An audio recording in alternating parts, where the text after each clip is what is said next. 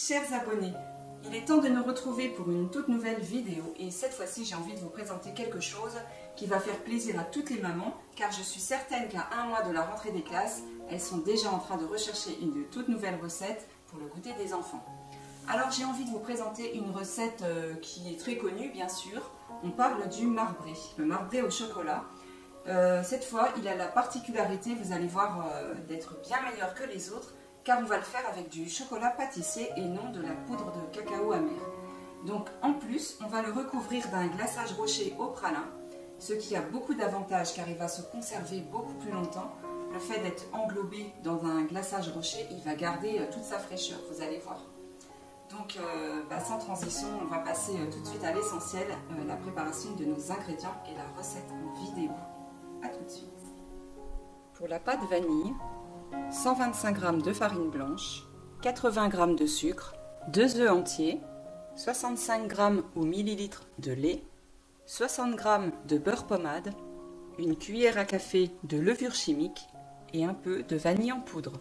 Pour la pâte chocolat, 110 g de farine blanche, 80 g de sucre, 2 œufs entiers, 65 g ou millilitres de lait, 60 g de beurre pommade, une cuillère à café de levure chimique et 100 g de chocolat noir à pâtisser. Pour le glaçage rocher au pralin, un mélange de 250 g de chocolat au lait auquel on ajoute 50 g de chocolat noir. 100 g de pralin que vous pourrez trouver très facilement en grande surface sous la marque Vainé et 30 g d'huile de pépins de raisin. Donc j'ai tout préparé, les ingrédients sont dans l'ordre.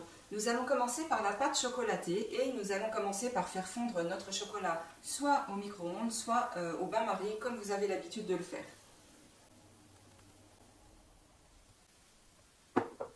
Alors une fois cette étape réalisée, on va pouvoir commencer notre mélange.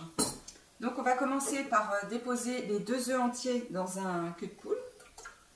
Il est vraiment très important que tous les ingrédients soient à température ambiante depuis un certain temps, y compris le beurre, donc qui doit être vraiment beurre pommade, et le lait qui doit être à température ambiante aussi, car sinon quand on va le mélanger, il pourrait faire trancher la préparation, faire des grumeaux, comme ça ce n'est pas très agréable.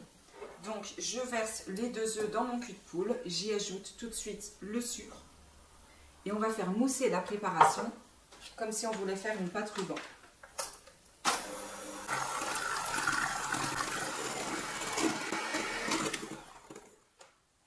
Donc j'ai fouetté la préparation pendant environ 5 minutes. Ne vous arrêtez pas trop tôt car vous n'obtiendriez pas cette texture un petit peu nuage comme ça. Ce serait vraiment dommage pour la suite. Donc maintenant qu'on a réalisé cette étape, on va y incorporer le beurre mou, donc le beurre pommade.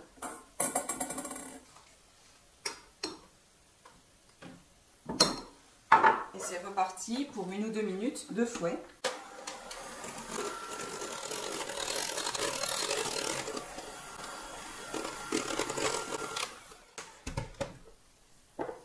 Et on va y ajouter maintenant le lait.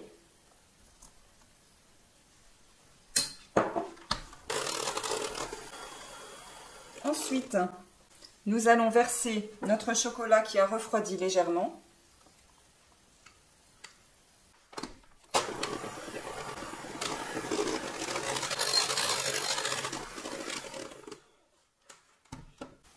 Et puis, il ne nous reste plus qu'à tamiser la farine et la levure chimique sur la préparation.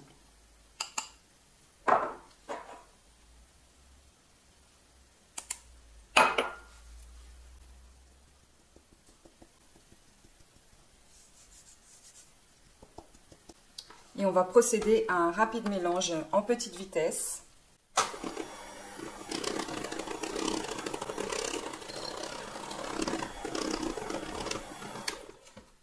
On va terminer à la maryse si nécessaire pour bien racler les bords. Et voilà ce que l'on obtient, une pâte qui est bien onctueuse, qui a une belle consistance. La pâte au chocolat est prête, nous allons pouvoir passer maintenant à la pâte à la vanille. Donc on la laisse de côté à température ambiante. Et c'est reparti pour un tour, on va donc passer à la réalisation de la pâte vanillée. Alors même technique, donc on verse les 2 œufs entiers à température ambiante dans le saladier. On y ajoute le sucre. Et cette fois, on va y ajouter donc de la poudre de vanille. Et on fait mousser la préparation jusqu'à obtenir une pâte bien nuageuse et ruban.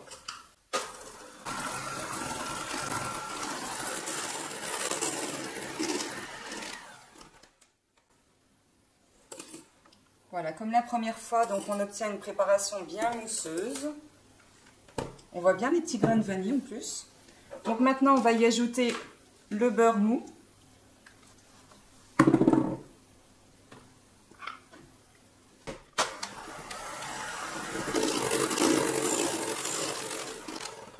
Et puis le lait à température ambiante.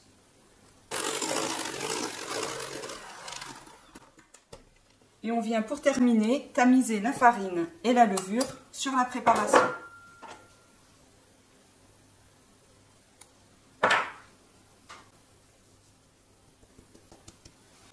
On peut se permettre d'utiliser le fouet à petite vitesse.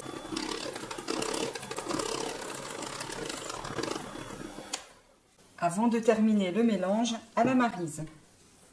Alors les deux mélanges sont prêts. N'oubliez pas à ce stade de faire préchauffer votre four à 165 degrés en chaleur tournante. Donc voilà nos deux préparations. J'ai également préparé un moule, donc un cake d'une longueur de 28 cm sur 8 cm de haut. N'oubliez pas de le beurrer et de le fariner, ça peut toujours être utile au cas où si ça colle pour le démoulage. Donc on va commencer par verser un petit peu de préparation sur le fond du moule à la vanille.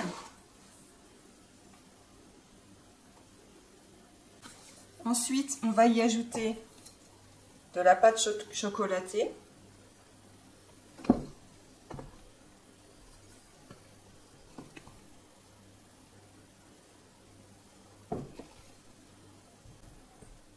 Puis la seconde partie de la pâte à la vanille.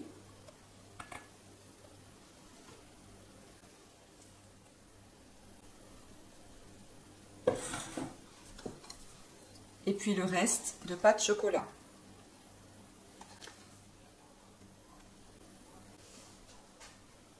Ensuite, avec un pic, ce que vous avez, ça peut aussi se faire également avec une fourchette. Donc on va venir faire des petites striures comme ça pour mélanger la pâte.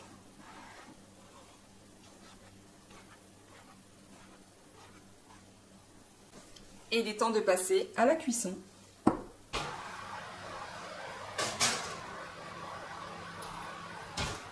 Alors pendant que notre marbré est en train de cuire bien tranquillement dans le four, nous on va en profiter pour réaliser notre glaçage rocher au pralin.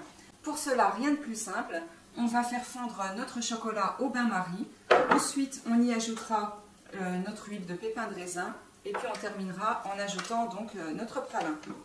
Et on laissera refroidir cette préparation à température ambiante jusqu'à ce que notre marbré soit complètement refroidi et notre glaçage à un maximum de 30-35 degrés. Voilà.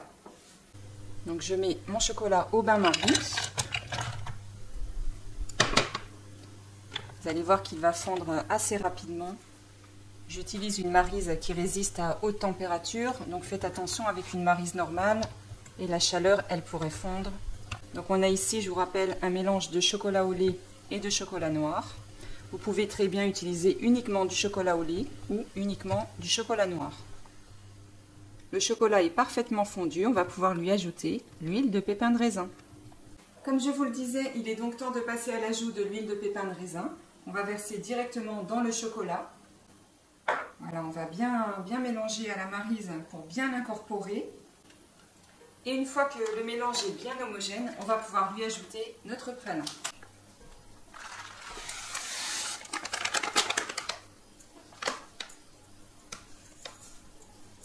Vous pouvez également faire votre glaçage rocher avec des noix concassées, des amandes effilées.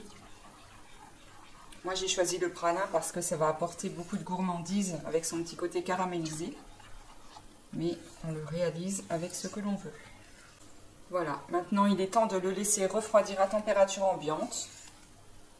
Un bon moment puisque de toute façon notre marbré devra être complètement refroidi également pour couler le glaçage, sinon il ne tiendra pas. On se retrouve tout à l'heure pour la suite et la fin de notre vidéo. Voilà, notre cake marbré sort tout juste du four, il est vraiment bouillant.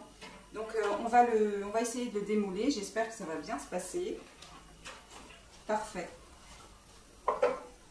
On va le retourner, voilà, et le laisser refroidir totalement avant de passer à l'étape du glaçage. Donc il a cuit à 165 degrés pendant 50 minutes très exactement. Maintenant, en fonction de votre four, il se peut qu'il y ait 5 minutes d'écart, de plus ou de moins. À vous, au bout de 45 minutes, le piquer tous les 3-4 minutes pour voir si la lame du couteau ressort bien sèche à la fin. Alors il est temps de passer maintenant à la dernière étape de notre vidéo, le glaçage rocher. Alors notre glaçage est à 33 degrés bien précisément, entre 30 et 35 ce sera parfait. Il faut que le marbré soit refroidi, donc là il est bien froid, c'est impeccable, nous allons commencer à le glacer. N'oubliez pas de déposer votre marbré sur une petite volette, une grille, et en dessous bien sûr d'y mettre un plateau pour récupérer le surplus de glaçage. Naturellement, vous pourrez récupérer grâce au plateau le surplus de glaçage qui sera tombé en dessous. Si vous n'avez pas eu assez de glaçage pour napper votre marbré, donc il vous suffit de le reprendre et de le verser à nouveau aux endroits où il en manque. Allez, c'est parti!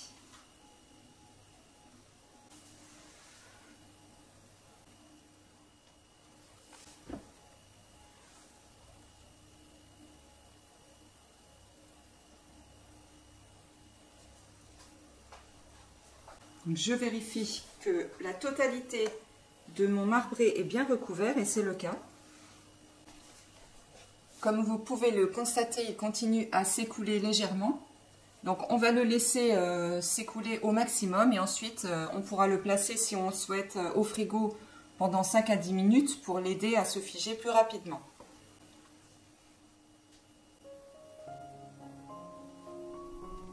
Après un petit passage éclair d'environ 5 minutes au réfrigérateur pour l'aider à se figer, notre glaçage rocher a bien tenu, il est bien brillant. Je ne vous ai pas filmé la délicate étape du transport sur le plateau de présentation, mais je suis sûre que vous allez très bien vous en sortir. Chers abonnés, nous sommes arrivés au terme de cette vidéo. Si comme moi vous êtes addict de chocolat, je suis sûre que cette recette va beaucoup vous plaire et que vous aurez envie de la reproduire chez vous en toute simplicité. Un joli marbré chocolat vanille fait avec un chocolat pâtissier, c'est vraiment délicieux, ça n'a pas du tout la même texture et le même goût qu'un marbré classique au cacao amer, non sucré. De plus, il est recouvert avec un glaçage rocher au pralin, ce qui amène encore plus de gourmandise et qui lui permet aussi de se conserver beaucoup plus facilement. Donc on pourrait presque appeler ça un cake de voyage parce qu'il se conserve très bien.